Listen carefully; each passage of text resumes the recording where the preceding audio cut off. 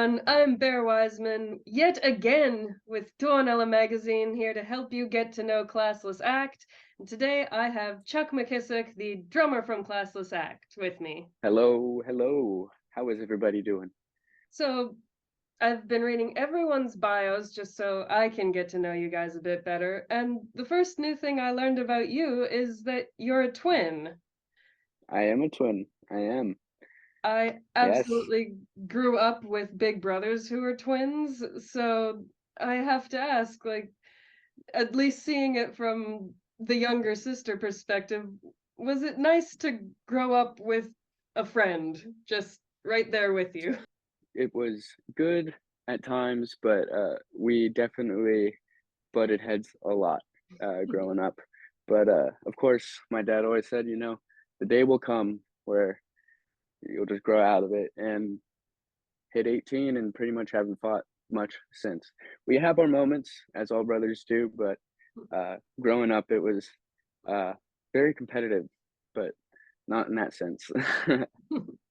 Well, of course, I also know your parents a little bit from the Classless Act fan clubs, which is Oh, yeah. really cool. I love to see not just you, but also Griffin's mom is in there, and it's really awesome to see such love and support coming from your families. So, what's it like having your parents at the front line of your support? Oh, it's amazing. I don't think any of us would be where we're at right now without our parents. For me personally, um, they introduced me to all the music that inspired me to become a musician. My mom, her favorite band is Rush. My dad's favorite band's Grateful Dead. Those are my two favorite bands. So, music was always around growing up. So it was they were the catalyst for that. And, growing up and everything, they always um, were supportive in whatever I did, whether that be sports or music. They said, just do whatever you want. If you love it, we'll back you. So it's huge. It's huge. It's very important. I love that. There's still a lot of parents who will say, pursue your passions, but also get a haircut and get a real job. So it's Absolutely. great to see Yeah, parents who are just like, you know what, follow your dreams. for sure. For sure. Do they ever have any concerns about, the old school lifestyle of the rock star with all the sex and drugs and rock and roll or anything like that?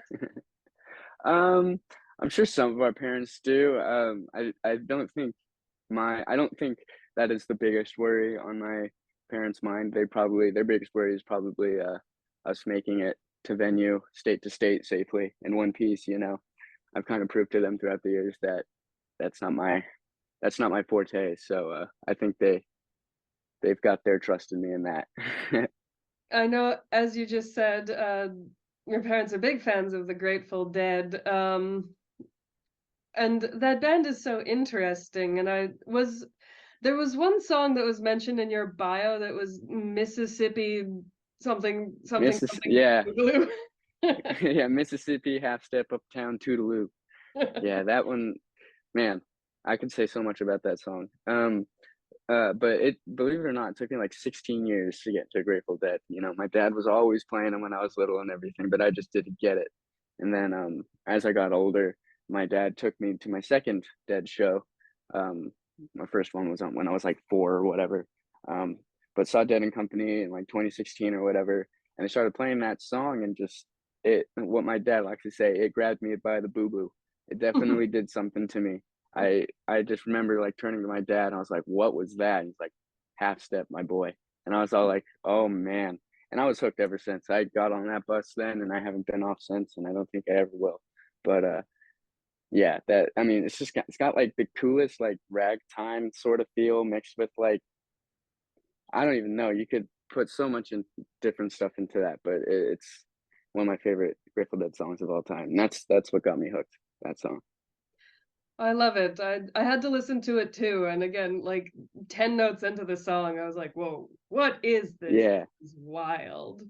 But Yeah, the opening progression is a lot like Michelle from the Beatles by the Beatles also. So that's cool. It's yeah, I love that. It's just that little descending minor little lick or whatever. It's really fun. But the version on Without a Net, that one, I know like I can sing that whole solo.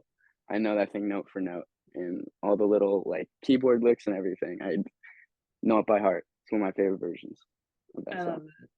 They're such an interesting band, I think, too, because they're one of those acts that you listen to them the first time and you don't really kind of get it. It seems to take a few times before it sinks in, and then suddenly this band is like the coolest thing of all time.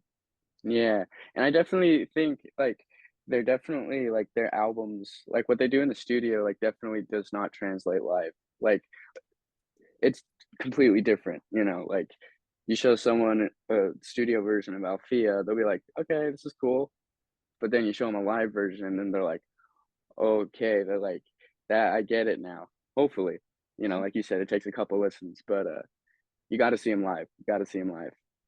If you see him live, then you'll get it, and you'll be like, "This is sick." Because it's not only the music, it's the crowd and everything. It's moments for sure. Incredible. Do you Yeah. do you have any sense of what that kind of special spark that they give is, and do you try to recreate that at all with Classless Act?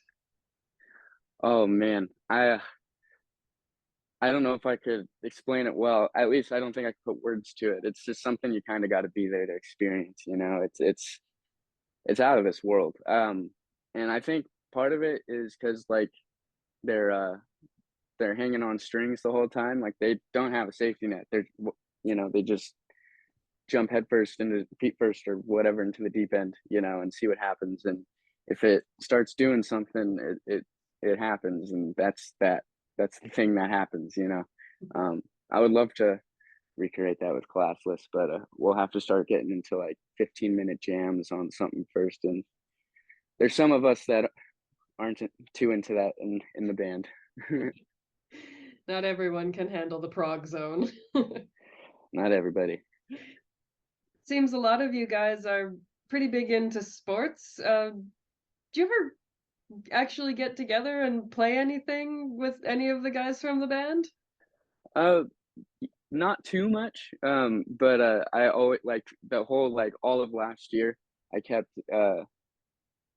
messing with Dan, I'm like, "Dude, I will beat your butt on one-on-one in basketball." And of course, he's like 6'3", I'm like 5'9". So we never got to play this whole year, but throughout the whole year, we didn't at the end of the year on the last tour that we did in Florida, which was fun. He destroyed me, but I scored 1 point, and that's all I cared about. As long as I scored on him, that's all that mattered. But I kept talking all this crap, like, "Dane, I'm gonna beat your butt. Oh man, I'll take you down." And he's like, "You have no idea what's coming." He was right. But you know, we're all into sports. You know, well, a majority of us. You know, Derek loves tennis and stuff like that. Franco's huge into soccer. So Dane's all into like football, basketball, all that stuff, volleyball. I think he just did a 5K the other day, which is crazy. But yeah, I would love to play soccer on off days, or go golf with the guys when we have the chance. I don't know. I think it'd be fun. I'd love to. I think if you guys ever get to Finland, or rather, when you guys get to Finland, we'll have to put all of you guys through Bandfit because I used to coach CrossFit a few years ago, and every Oh once wow. in a while, it's good to just throw a little workout at people and see how they fare. Yeah, yeah, definitely. I remember when I was in like middle school, I played on this travel baseball team, and they used like every Wednesday or whatever, like for practice, it would just be strictly CrossFit. And I remember this one time they had us do all these sprints, and then like they came in and like, all right, playing for 2 minutes. And like the kid next to me was literally like crying in tears. And I was just like, this is hell. Like CrossFit shows you what you're made of for sure. So that would be fun. I'd love to see that actually. Well, back to music then. I understood also from your bio that you were beating on the couch with Lincoln Logs to Neil Peart already when you were toddlers. But all of you guys seem like you play a ton of instruments. So do you play anything other than drums? In high school, I played bass in like 2 or 3 bands. Um, and I love playing bass. People are like, "Oh, I don't want to play bass." I was like, "I'll play bass."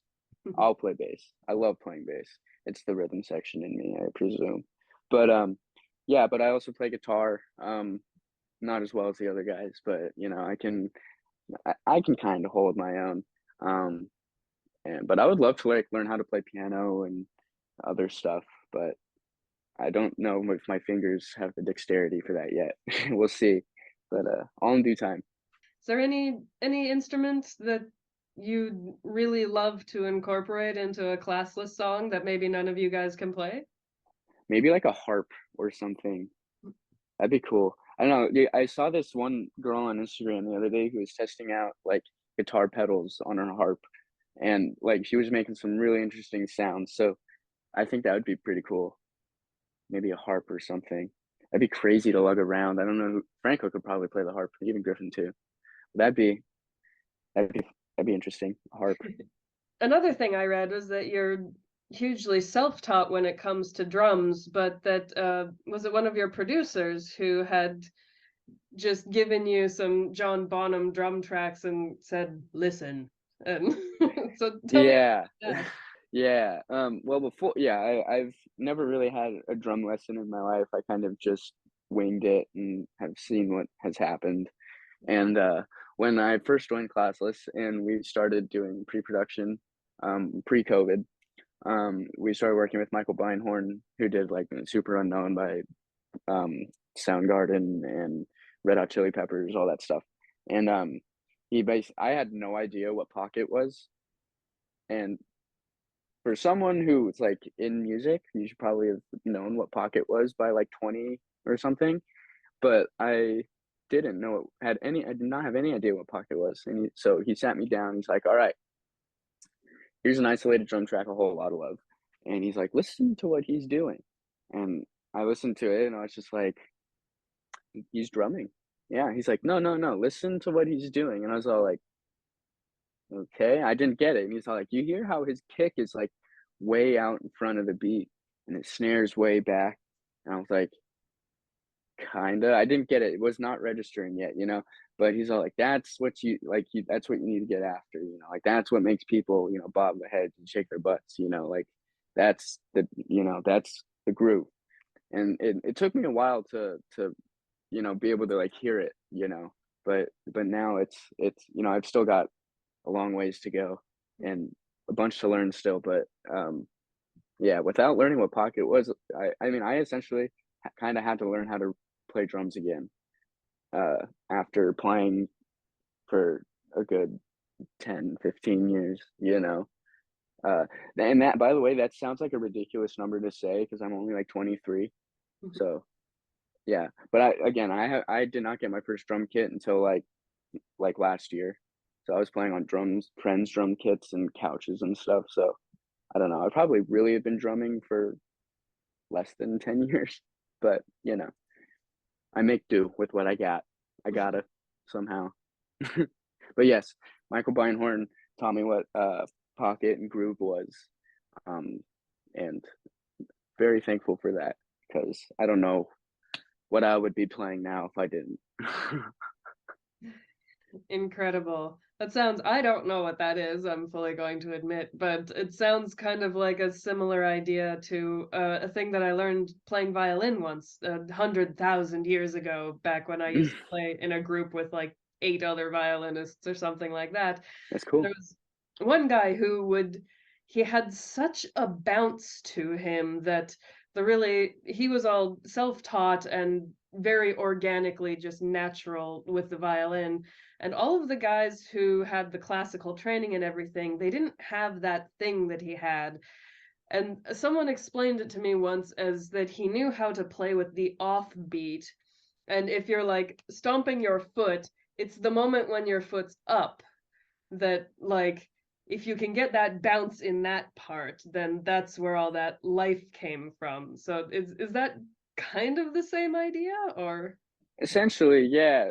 I guess with like guitar players, stringed instruments and whatnot, it would probably be more considered like your feel or whatever. But you know, you're still in that pocket. You know, like the drummer kind of creates the pocket, and then like yeah. But basically, it's the swing. You know, it gets the people dancing and moving. You know, it's sometimes and everyone's pocket sounds differently. Everyone's pocket's deeper or, smaller than the others.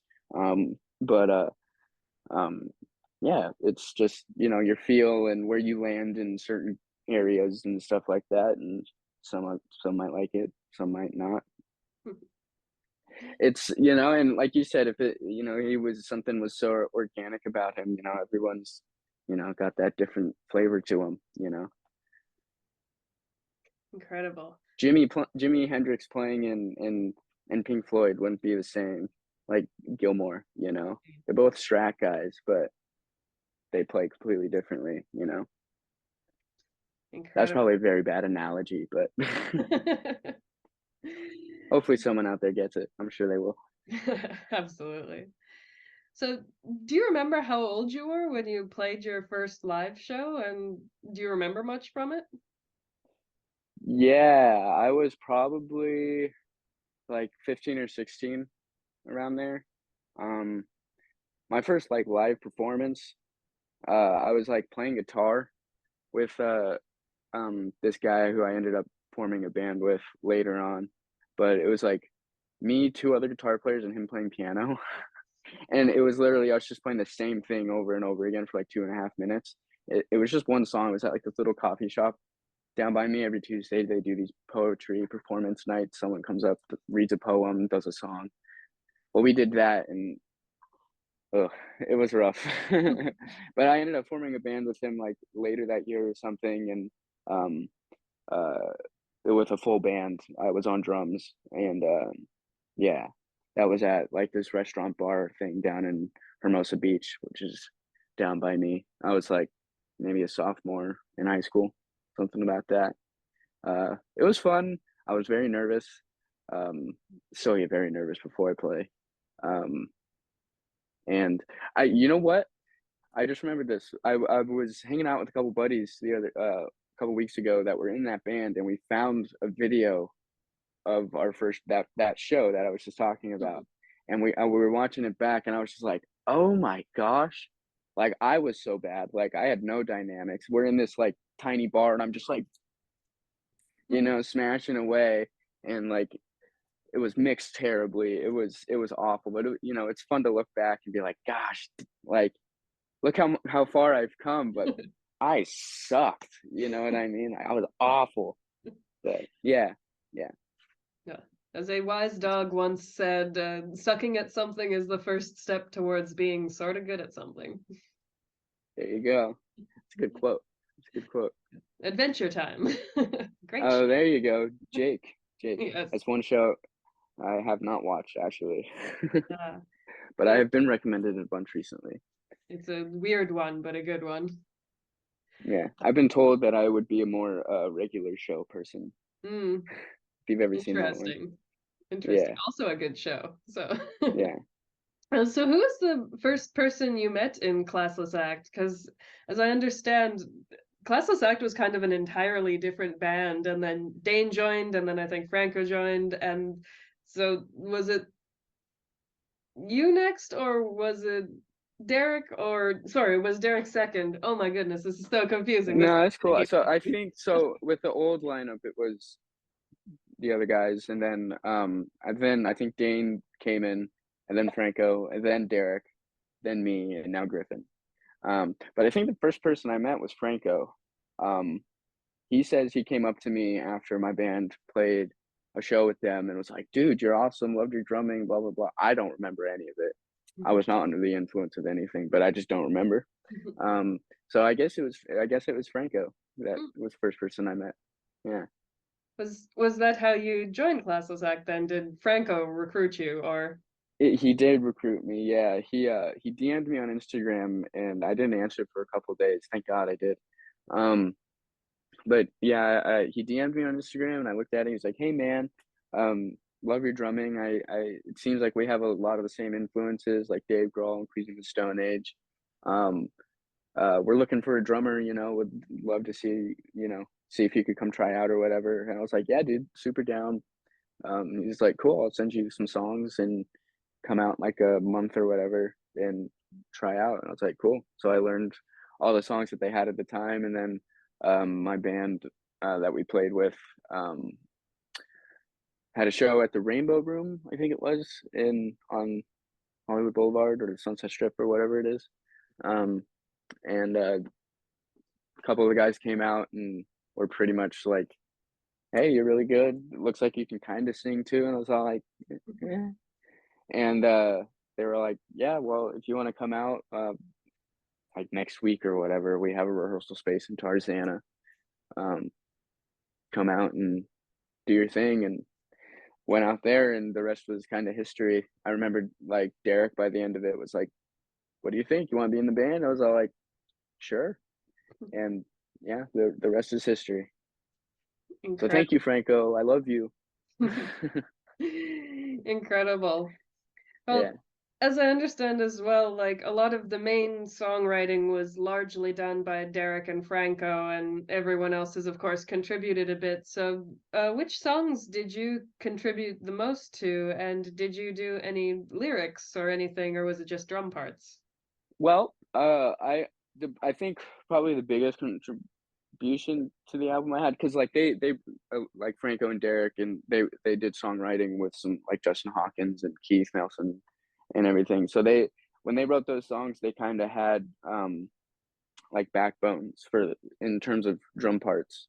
Um, I just maybe tweaked something here and there, or did a different fill or whatnot. And of course, that got changed again a little bit in pre-production and whatnot. Um, but all that we are, the drum groove in that, I take great pride in, because I think that's a fun one to play, and I think it's pretty interesting. Because I mean, I remember looking at my drums right now while I say this. Um, but I was just going through the songs before we went into pre-production one day, and I kind of just started playing Derek's vocal melody on my drums, like "Lockdown in the City, Heroes in the Sky," um, and so on the drums, I'm pretty much playing Derek's vocal melody. Um, so I think that's pretty cool. And then I wrote the riff on for Walking Contradiction a million years ago, and I was like, "What do you guys think of this?" And they're like, "Oh, that's pretty cool." So they threw that in there. Um, yeah, but All That We Are is probably my favorite thing that I contributed. I probably contributed like one word or something in a song or something like that. But yeah, that was yeah. I just the drum groove on All That We Are, and then I did the guitar riff, Walking Contradiction, and yeah. I'm not the biggest songwriter. It's one of my weaknesses, but I've been working on it recently. So maybe one of these days you'll see a Chuck song on an album or something. It'd be some. I would like to be able to write some cool songs. Well, oh my goodness, our time is running out so quickly. Um, No! Tell me a little bit about all the touring that you did, because you had club tours, you guys used to be the house band, you had the stadium tour. So what were some of the big moments or lessons learned from that time? Oh man. I mean, lessons for me, honestly, was don't be a jerk. I went through a phase where like I would just get really mad at like stupid stuff like super easily. And excuse me, like I had never been east of Utah and up until now. So like first time seeing the whole country, like living with 7 other people, which I haven't done ever. Like it was a lot to like internalize and like get used to. So don't be a jerk. Uh, and just try to live in the moment as best as you can, because these are once in a lifetime opportunities, and you don't know when you're gonna be able to tour stadiums again, you know. So just taking it all in and living it up were probably the biggest lessons that I've learned. Um, musically, um, I got to get better at drums. There were a lot of moments on the stadium tour. I mean, we only had like a 20 minute set. And so I'm going out there, I want to leave my mark. I want to make people be like, damn. So I'm playing as hard as I can. And like by the second song, my arms are already on fire and I feel like I'm dead. I probably have the worst technique in the world or whatnot, but I'm learning. But so this last tour, um, I dialed it back a little bit, didn't hit as hard, and I was able to get through hour-long shows, no problem. So that was nice. So being able to learn how to physically like be calm and learn how to cool yourself and stay focused in the moment. It's probably another thing, big learning thing, big lesson.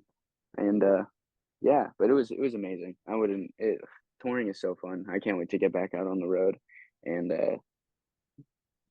leave the country and see some other places, you know. Well, with that in mind, have you ever actually been to Europe before, or would a tour over here be your first time? Tour over here, over there would be my first time. The only country I've been to is Canada, and that was on a stadium tour. So that was pretty cool seeing the US and then leaving the country for the first time and playing internationally. Um, yeah, but I would love to come over to Europe. There's, cool history stuff. Um, I mean, buildings over there like 1,000 years old compared to over here. So it'd be really cool to see that stuff. And I know how passionate uh, Europeans are about music, and so it would be probably a whole different experience crowd wise over there, which I'm really looking forward to. Um, yes, but I want to go to Europe, and I want to hopefully go this year. We want to go to Europe. We hopefully want to go this year. So, but you will see us soon. There is definitely plans to get there as soon as possible. So, very soon, all in due time. Excellent. Well, I have to cut out like 5 more questions that I had because we're running out of time. But um, you already touched on this a little bit, but it was my final question for everyone. So if you could pass on one message that you just think would help make the world a better place, what would that be? Be kind, and be kind. There's not enough kindness in this world, you know, and that really grinds my gears. Lead with love, be kind, and there's no harm in being nice to one another. It can only do good. So be nice. Santa's watching. He knows when you're naughty and nice. So Santa, Santa Claus. I don't know. Incredible. Well, thank you so much for taking You're the time welcome. to Thank do you. this. It's great to get to talk to you one-on-one, and hopefully we'll be Absolutely. seeing you guys over here sometime soon. I hope so. That'd be so fun. Thank you for your time, and hope everybody that watches is doing well, and you too.